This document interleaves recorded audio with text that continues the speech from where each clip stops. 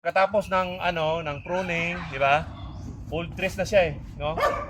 So kung gusto mong i-grap, pwede ito i-grap halika. Yan. Pwede natin i-grap ito.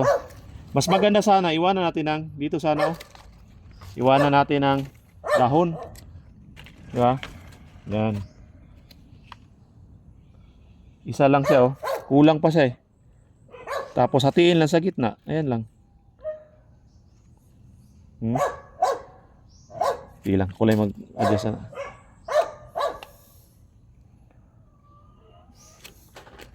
So wala, hindi kinaya. Sobrang liit ng Sobrang liit pa niya. Dito ako sa baba kuha. Yan. Hatiin ko lang sa gitna. Ito naman, wedging ko lang. Ayan lang. Sayon to. Saan galing ang sayon? From mother tree, no? From mother tree. So, anong may bad eye, maliit, pencil size, green at saka brown. Saka may mga bad eye. Yan yung dudugtong ko doon. Yan. Pagkatapos, ayun na.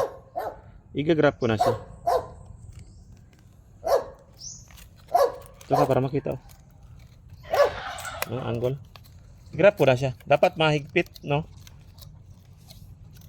Masikip ba?